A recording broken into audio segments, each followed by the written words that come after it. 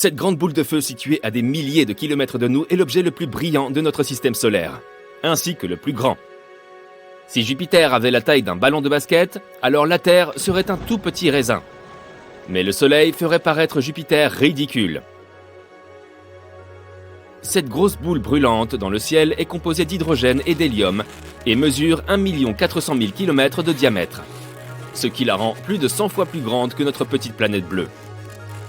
Il fait 5540 degrés Celsius à la surface et 15 millions de degrés en son centre. En revanche, la Lune est un peu plus facile à cerner, avec un diamètre d'environ 3500 km, soit moins d'un tiers de celui de la Terre. Elle peut sembler très grosse en train de flotter dans le ciel, mais c'est parce qu'il s'agit de l'objet le plus proche de nous. Mais que se passerait-il si les rôles, ou dans le cas présent les corps célestes, étaient inversés et que la Lune devenait tout à coup plus brillante que le Soleil? Explorons plusieurs scénarios. Scénario 1. Si la Lune devient plus brillante que le Soleil, les nuits seront plus lumineuses que les jours. Cela signifie que ton cycle de sommeil sera perturbé. Tous les animaux nocturnes seront complètement désorientés. Quand faut-il sortir et manger désormais? Au pôle nord et sud de la Terre, les nuits et les jours durent déjà plusieurs mois. Les habitants de cette région ont donc déjà une idée de ce que c'est que de dormir à 23 heures avec le soleil qui brille au-dessus d'eux. Pour le reste d'entre nous, ce ne sera pas si facile. Disons que tu es en train de camper, tu prépares un bon repas et tu te prépares pour une longue nuit. Après t'être frayé un chemin dans la forêt, tu trouves un endroit qui offre une vue imprenable sur le lac et le ciel clair. Il est 19h. Tu allumes un feu pour y cuire des marshmallows et tu prépares ton télescope.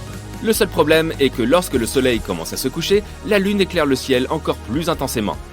Il ne fait pas aussi chaud qu'on pourrait l'imaginer car il ne s'agit pas de lumière directe du soleil, mais quoi qu'il en soit, c'est toujours assez chaud. Scénario 2. Les températures vont certainement augmenter de toute façon. Cela signifie que la neige va fondre plus vite que tu ne pourrais dire « Quoi? Qu'est-ce qui se passe ici ?»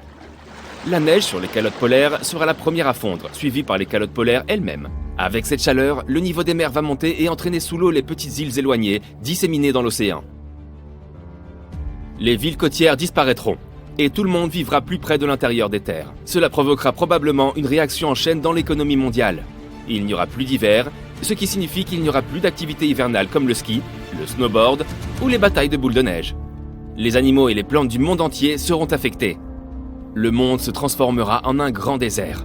L'eau se fera rare au fil des ans, mais les gens trouveront un moyen de la préserver. Scénario 3. Tu es assis derrière ton bureau, tu t'ennuies. Tu manques de clients. Les gens n'achètent pas autant de lunettes de soleil que tu ne le pensais. Mais la lune devient soudain plus brillante que le soleil et tout le monde doit porter ses lunettes en permanence lorsqu'il sort.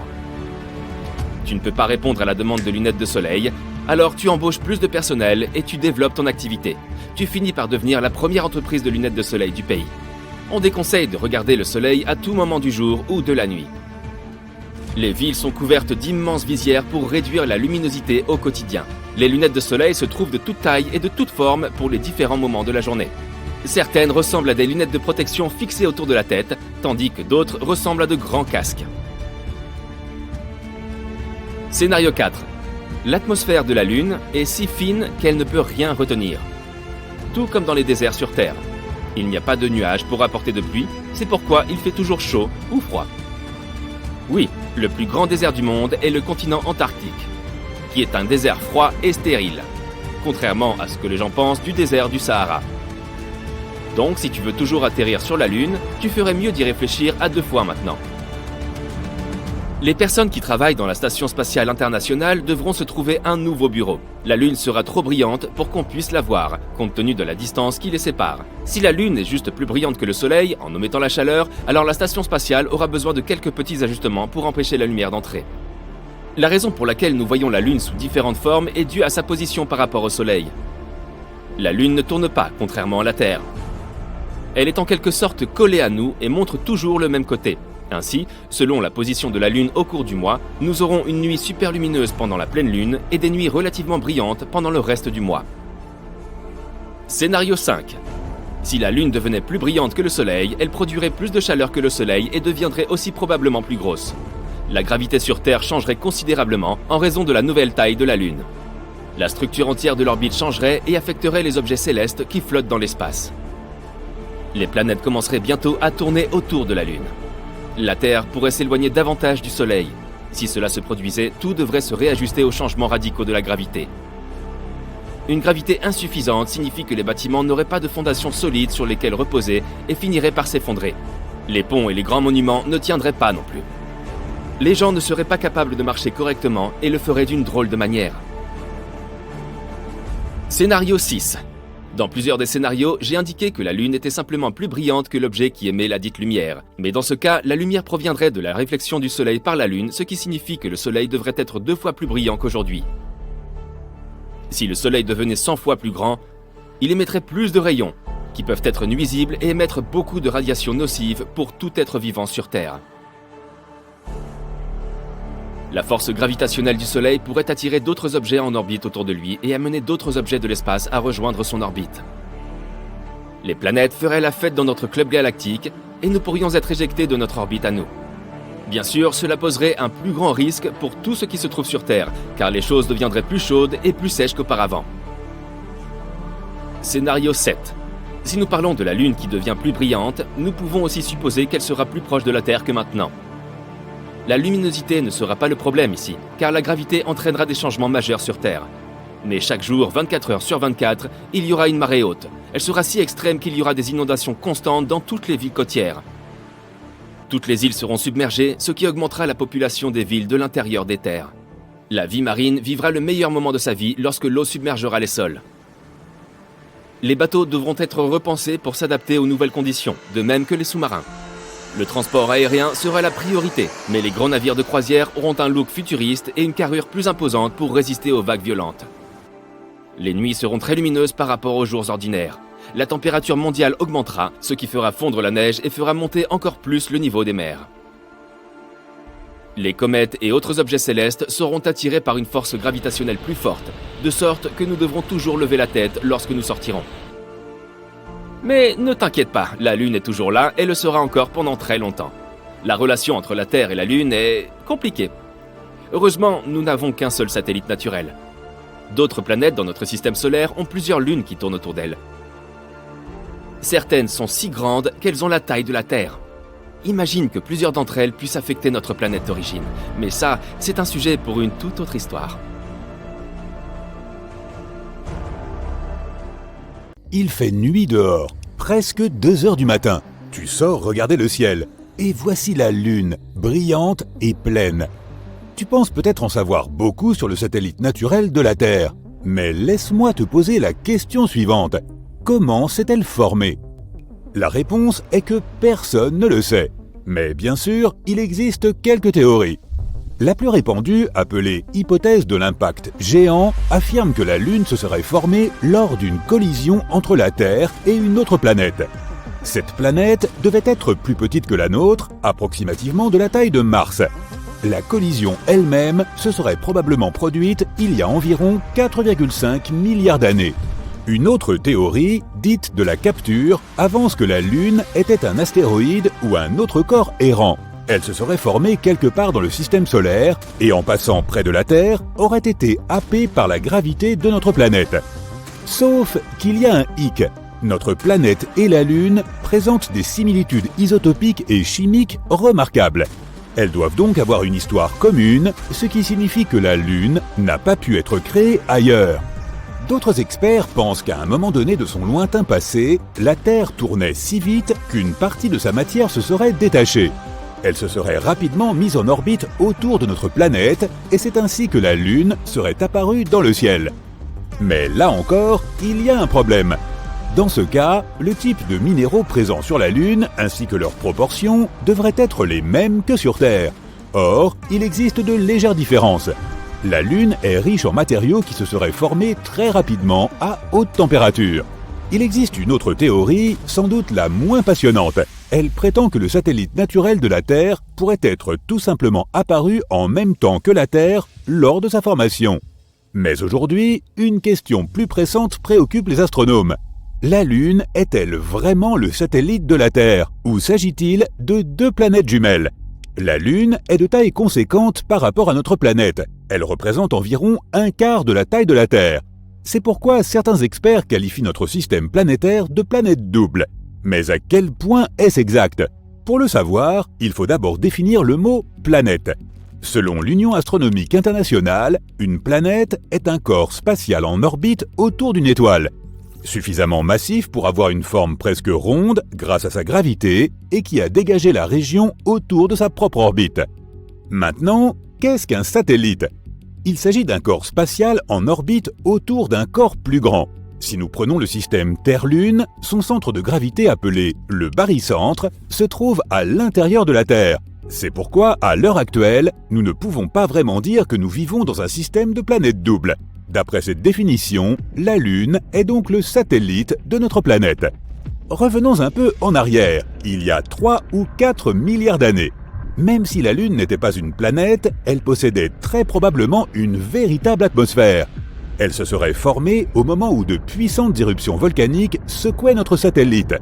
Des gaz se sont ainsi répandus sur toute la surface de la Lune, et cela s'est passé si vite qu'ils n'ont pas eu le temps de s'échapper dans l'espace. À cette époque, la surface lunaire était constellée de bassins remplis de basalte volcanique. Imagine d'énormes panaches de magma projetés dans les airs, retombant sur le sol et créant des coulées de lave. C'est ainsi que ces bassins de basalte sont apparus à la surface de la Lune. Au retour d'Apollo 11, les scientifiques ont enfin pu mettre la main sur des échantillons rapportés de notre satellite. Ils ont découvert que les coulées de lave y contenaient non seulement du monoxyde de carbone et du soufre, mais aussi les éléments constitutifs de l'eau. Grâce à ces échantillons, les chercheurs ont pu calculer la quantité de gaz qui s'est élevée pour former cette atmosphère. Elle était la plus dense il y a environ 3,5 milliards d'années et aura persisté pendant environ 70 millions d'années. Après quoi, elle s'est dispersée dans l'espace.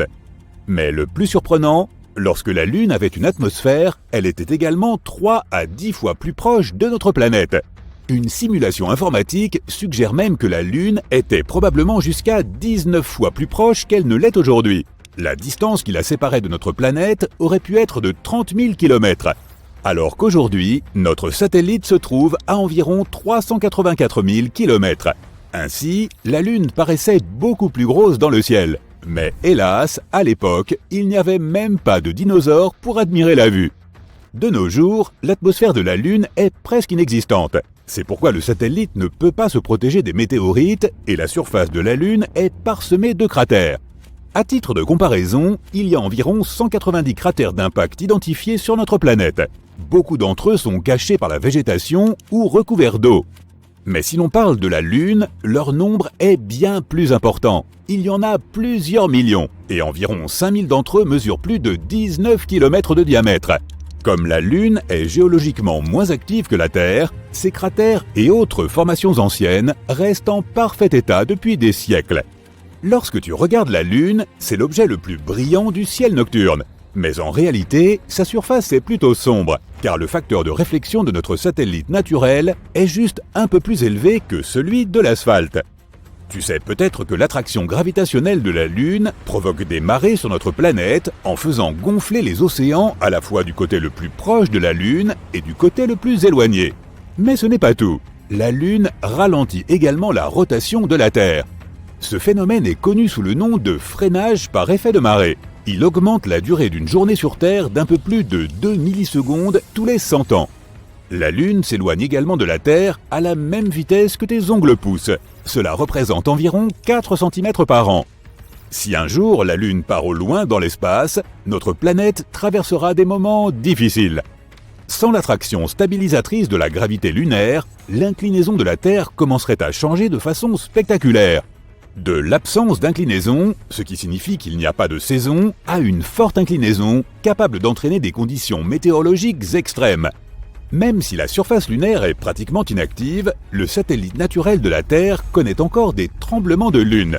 Selon une théorie, ces séismes seraient dus au fait que celle-ci rétrécit et que son cœur se refroidit. Les scientifiques affirment que la Lune aurait perdu environ 45 mètres de tour de taille comparé à son gabarit d'il y a plusieurs centaines de millions d'années. Pour t'aider à visualiser ça, imagine un raisin qui se transforme en raisin sec. Il se ride tout en rétrécissant, et il en va de même pour la Lune. Elle rétrécit et se ride. Mais contrairement au raisin, la Lune n'a pas une peau souple. Sa surface est dure et cassante. Ainsi, à mesure que la Lune rétrécit, la croûte se fissure et se brise, et les morceaux sont repoussés contre les morceaux voisins. Tu veux savoir une autre chose épatante sur la Lune ? Une étude récente affirme qu'elle aurait eu une queue, et chaque mois, celle-ci s'enroule autour de notre planète comme une écharpe. Cette fine traînée est composée de millions d'atomes de sodium, et notre planète passe régulièrement au travers. Ce sont les météorites qui projettent ces atomes de sodium hors de la surface lunaire jusque dans l'espace. Chaque mois, pendant plusieurs jours, la Lune se trouve entre le Soleil et notre planète. C'est à ce moment-là que la gravité terrestre capte cette queue de sodium. Notre planète l'entraîne en une longue bande qui s'enroule autour de notre atmosphère. Cette queue lunaire est totalement inoffensive. Elle est également invisible à l'œil humain, soit 50 fois moins lumineuse que ce que nous sommes capables de percevoir. Mais en de rares occasions, de puissants télescopes peuvent repérer sa faible lueur jaunâtre dans le ciel. Cette queue ressemble à une trace lumineuse dont le diamètre est 5 fois supérieur à celui de la pleine lune. Et maintenant, crois-le ou non, mais il y a 2 ou 3 ans, un astéroïde a été attiré dans l'orbite de la Terre et a commencé à tourner autour de notre planète. Même s'il n'était pas plus gros qu'une voiture ordinaire, il s'agissait d'un événement important. Sur plus d'1 million d'astéroïdes connus des astronomes, ce n'était que le 2e à orbiter ainsi autour de la Terre. Baptisé 2020 CD3, il aura été notre mini-lune temporaire. Mais il n'est pas resté longtemps dans les parages. Neil Armstrong s'est préparé à sa mission sur la Lune pendant plus de 3 ans. Pour tenir face aux conditions de microgravité, il a dû apprendre à se déplacer latéralement et, attaché et suspendu à un certain angle, à marcher sur les murs. Il a aussi dû tester ses limites en suivant un régime alimentaire et un programme de sommeil très strict. Dans l'espace, il ne disposerait que de bœuf et de légumes déshydratés. À l'époque, les astronautes devaient passer du temps dans le désert, la jungle, en pleine mer et même en Arctique pour faire l'expérience des conditions les plus extrêmes. Aujourd'hui, les choses sont plus structurées, mais en ce temps-là, on lâchait simplement les équipages en pleine nature, sans provisions, en attendant de voir s'ils s'en sortiraient. Avant de voyager vers la Lune, il a dû recueillir et étudier des échantillons de roches dans le Grand Canyon, explorer d'anciennes formations volcaniques dans un site sécurisé du Nevada et examiner des évents de gaz et de lave, des lacs de magma et des cratères sur l'île d'Hawaï. Le 20 juillet 1969, on a servi à Armstrong un copieux petit déjeuner avant le décollage. Steak, œufs, pain grillé, jus et café. Il s'agissait de ce que les médecins appellent un repas à faible résidu et qui lui permettrait de ne pas aller aux toilettes trop rapidement. Il lui a fallu 109 heures et 42 minutes pour atteindre la surface de la Lune, dans une zone appelée la mer de la Tranquillité. Il a dû parcourir 386 242 km pour y arriver. L'équipage aurait pu opter pour l'océan des tempêtes ou Sinus Medei. Mais ce premier site favorisait un bon atterrissage car la visibilité y était suffisante, la surface relativement lisse et sa distance permettait d'économiser du carburant. Lorsqu'il est arrivé à environ 150 mètres au-dessus de la surface lunaire, Armstrong a dû piloter la navette manuellement pour ne pas risquer d'atterrir dans un cratère dangereux. Il a manœuvré en survol pendant environ 1 minute et demie, déplaçant l'appareil avec précision afin de trouver une assise suffisamment stable. Une fois la navette posée, il a immédiatement envoyé un message désormais célèbre au centre de contrôle à terre situé à Houston, au Texas. L'Aigle a atterri. Il a ensuite descendu l'échelle du module lunaire, filmé par une caméra fixée à l'engin. La caméra transmettait les images vers la Terre où des centaines de millions de personnes suivaient attentivement sa progression. À 22h56 précise, ce même jour, Armstrong a posé le pied sur le sol lunaire en déclarant « C'est un petit pas pour l'homme, mais un bond de géant pour l'humanité ». Le planning indiquait que l'astronaute devait dormir avant d'aller marcher sur la Lune pour la première fois, mais Armstrong a choisi de sortir plus tôt que prévu. Manifestement, dormir était impossible. Si Armstrong était sorti de l'appareil sans le respirateur de sa combinaison, il aurait perçu une odeur étrange de moisi et de soufre. Il ne l'a senti qu'après être retourné à l'intérieur du module. De la matière avait adhéré à sa combinaison et l'odeur s'est répandue dans toute la cabine. Il l'a plus tard comparée à celle qu'on sent dans une cheminée humide ou celle qui flotte dans l'air après un feu d'artifice. Qui aurait pu imaginer qu'une bougie parfumée aurait été nécessaire dans une navette spatiale ?